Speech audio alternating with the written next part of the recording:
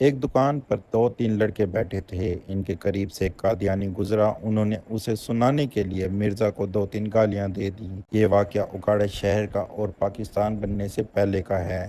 اس وقت انگریز حکومت قادیانیوں کا پورا ساتھ دیتی تھی۔ اس قادیانی نے مسلمان لڑکوں کے خلاف عدالت میں حق عزت کا دعویٰ کر دیا۔ اس پر اکاڑا کے مسلمانوں نے مجلس آرار لاہور کے دفتر کو خط لکھ کر ساری صورتحال بتائی اور درخواست کی کہ ان کی مدد کے لیے دفتر سے کسی کو بھیجا جائے جو عدالت میں ہماری مدد کر سکے۔ حضرت عطا اللہ شاہ بخاری رحمۃ اللہ علیہ نے مولانا محمد حیات رحمۃ اللہ علیہ کو حکم دیا، آپ اکاڑا چلے جائیں اور اس کیس کی پیروی کریں۔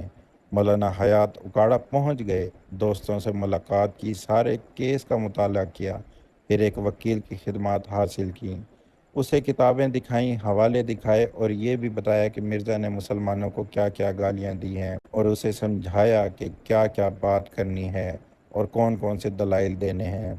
مقررہ تاریخ کو عدالت لوگوں سے کھچا کھچ بھر گئی۔ سب لوگ مقدمے کی کارروائی کو سننا چاہتے تھے۔ مولانا حیات صاحب نے وکیل کو بہت تیاری کروائی تھی، اس لیے وہ مطمئن تھے کہ ان کا وکیل سب کچھ سنبھال لے گا، لیکن وکیل نے ان کی بتائی ہوئی ایک بات بھی نہیں کی، وہ سب یوں ہی رہ گئی۔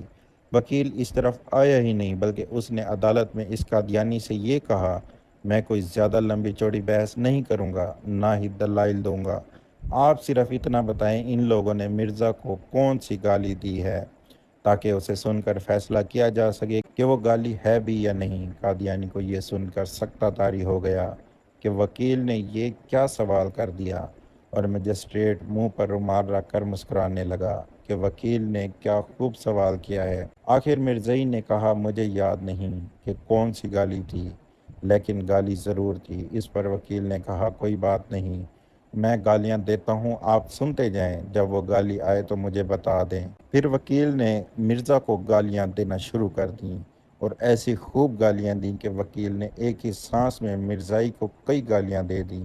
پھر اس نے قادیانی سے پوچھا، کیا ان گالیوں میں سے وہ گالی آئی ہے جو ان لڑکوں نے دی تھی؟ قادیانی نے پھر کہا، مجھے یاد نہیں۔